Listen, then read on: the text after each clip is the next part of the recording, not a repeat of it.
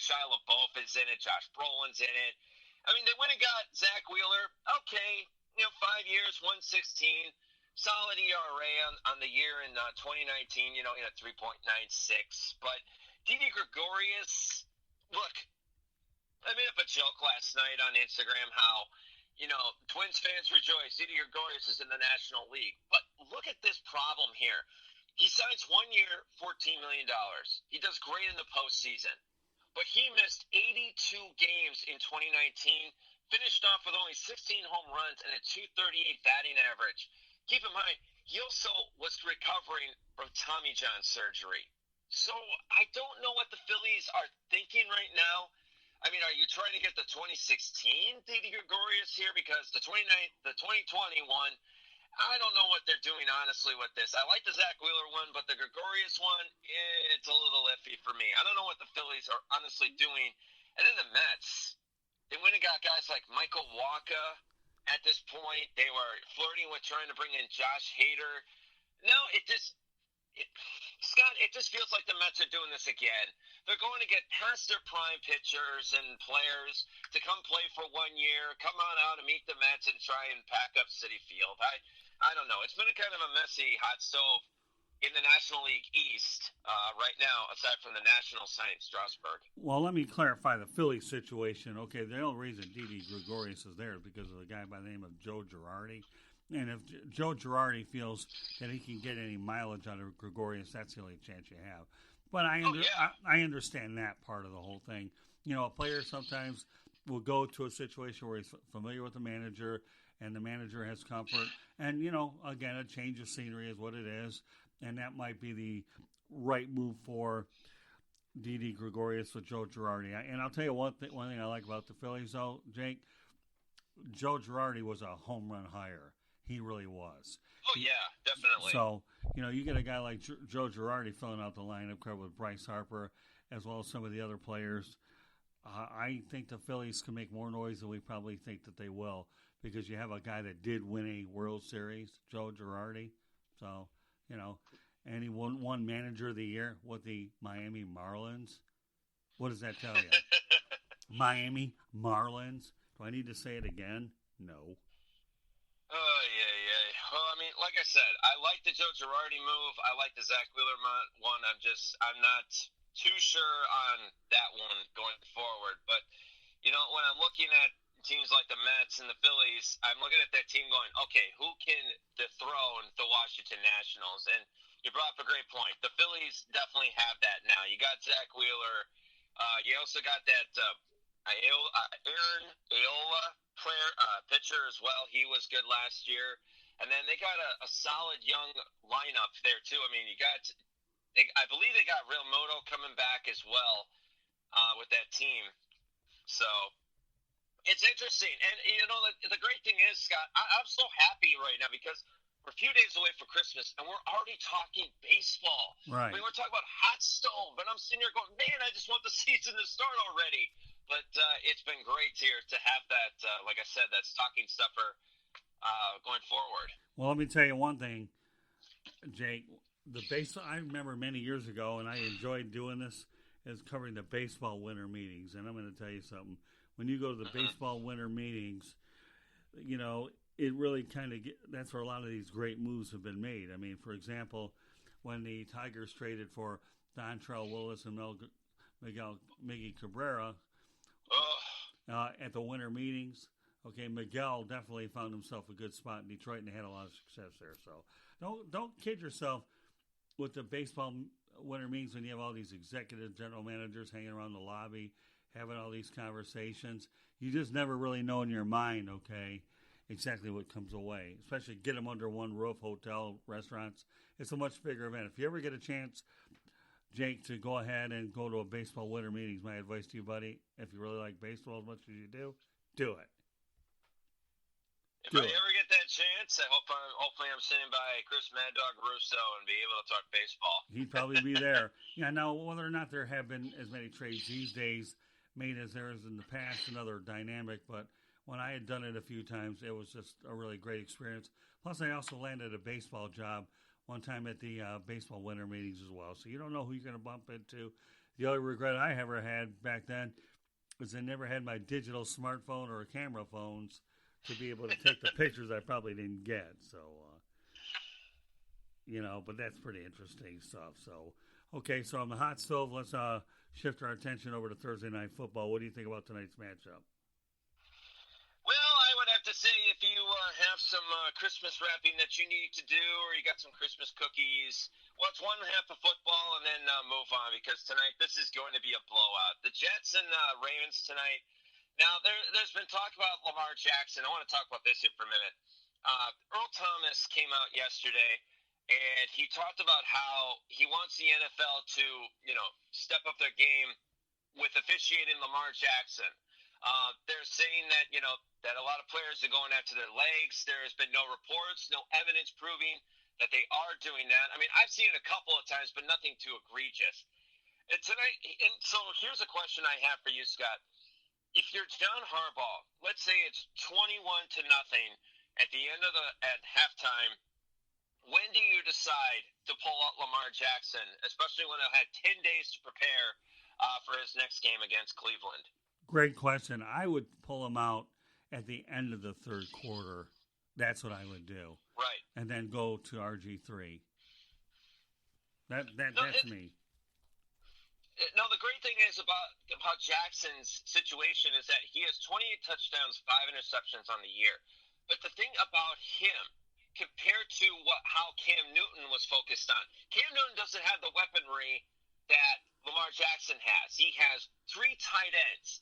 And even though Mark Andrews got hurt against Buffalo, he only has a minor knee injury. So if they decide not to put him in tonight, they don't have to.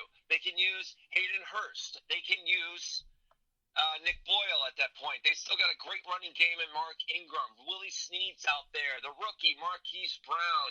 And they just have so much weaponry out there for him that they really don't need to work out Lamar Jackson too much tonight in a game like this. I mean, the Jets are terrible, okay? They got a good quarterback in the making with that, but their coaching is iffy. They won't have the possibility of Le'Veon Bell tonight playing is if I see a Christmas star shooting across the sky right now. And they have a lot of injury issues. No Quinnen Williams tonight either. No Jamal Adams. So they're going to feast on this team going forward. I mean, I wouldn't be that surprised if they start making gingerbread cookies at halftime for Ravens fans, paint them in a purple, and then, hand them out just for the heck of it because it's the Christmas season. Because it's going to be that way. Because Raven fans are going to be looking at their clocks going, okay, when can I beat the traffic? I got to get out of here. I got to get things rolling here. I got flights to set up, stuff like that. Well, all your points are true. Again, I'll stay with the end of the third quarter. One thing you have to remember, though, is the Ravens need to get this win in their pocket because they want home field advantage throughout the playoffs, and knowing full well that New England's there as one of your primary teams, you want to make sure you secure it at home. So I'm with you all the way. Every point you make is totally true.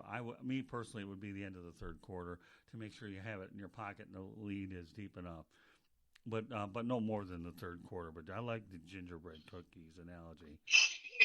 By halftime. Well, that was good. I went to a Ravens game about a couple of weeks ago.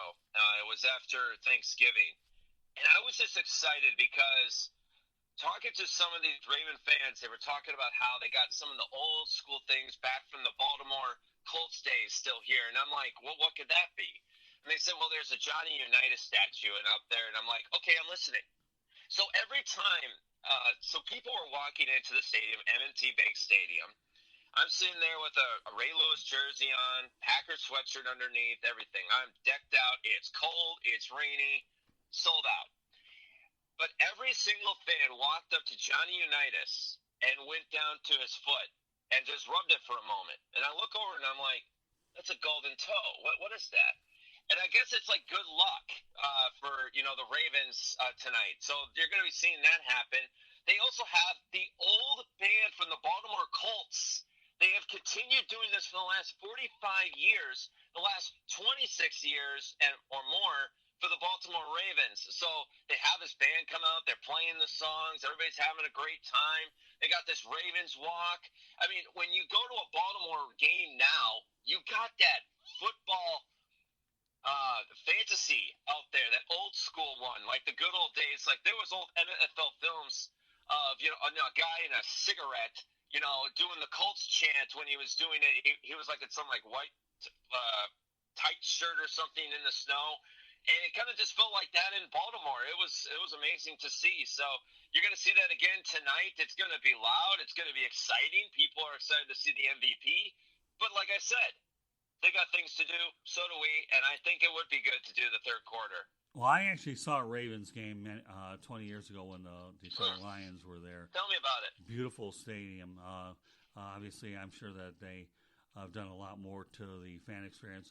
But I was actually a member of the media covering the Lions, so it was neat to be around another stadium. I haven't been to Camden Yards across the street, but I did drive by it. So, and I bumped into Unitas. He wasn't too cordial to me on the over there, but I didn't really particularly care. I don't know if Johnny was cordial to how many people, but the idea is that the city of Baltimore has such a rich tradition. But I don't know, gingerbread cookies. To me, I personally like the crab cakes. Yeah, me too. When I was up there too, they said, "Did you try a crab cake?" And I said, "Yes, I tried a crab cake. It was delicious. Probably the best crab cake I've ever had."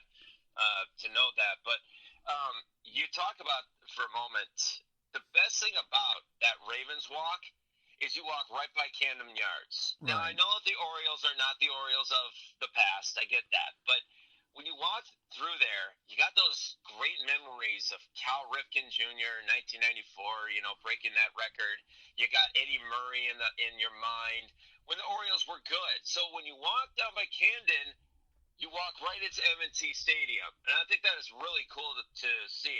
I don't know many stadiums out there that do that kind of thing, but I thought that was pretty cool. Scott, you did mention that you were covering the Lions at that time. Who was the quarterback for the Ravens? Oh, I don't know. I have to really deep into the archive. We're talking 20 years ago, Let's man. go through our flip book here. I don't know. No, I like these no. curveballs here. They've had a lot of them back then, that's for sure. Oh my, yeah. But your Ravens were starting to come to that point where they were going to get to the Cleveland Browns. Most quarterbacks. I mean, and did you see that too lately? I know this is a little bit off topic, but did you hear about that when Joe Thomas was on the Dan Patrick show and he put up a picture of all the quarterbacks that Joe Thomas had to deal with? He dealt with 23 quarterbacks in his career. 23. I mean, can you think of another team that has had that much misery at quarterback than the Cleveland Browns? Well, yeah. I mean, you really want to get into that discussion? It's bad enough you threw a curveball, okay, about who the Ravens quarterbacks were back then, and I see a little trending thing about, unless you haven't had a good one, you got to go through 9 million of them. But it takes so that's why I love when you go ahead and bring these kind of things up. But back in 1999, now that we're talking about it, we're looking at. It looks like, according to my research, it looks like Tony Banks, Stoney Case, and Scott Mitchell were back there. So yes, folks, here on the Sports Exchange South Florida Tribune Broadcasting Network, we do have our production crew getting us this information. And it just so happens that one of those quarterbacks, eventually played for the Lions, and that was Scott Mitchell. So, and that'll be another. So, I mean, glad to bring it up, but when you have teams that are looking to find their quarterbacks and then you finally hit on one for a while, then you forget about the 9 million that were lost. I mean, the Chicago Bears went through a lot of quarterbacks. You talk about the Cleveland Browns, the Baltimore Ravens, and the list goes on and on. It makes it that much harder to find the guy that you feel will lead your franchise. But, yeah, I think when I take my wife Candy to see a Orioles game one day, then we'll be able to enjoy that experience. But when you're covering the team like I am, you get in basically the night before, you get your hotel, and you get out to the game, you fly out. You don't have a chance to do things as much as you want because you're focused on the task at hand. But down the road, who knows? What games have you been covering lately? Well, lately it's in the Jacksonville Jaguars that we've been covering them very extensively the last few years. And sprinkle in a few Lions games once in a while, but predominantly the Jaguars. And talk about the Jaguars here for a moment. Have they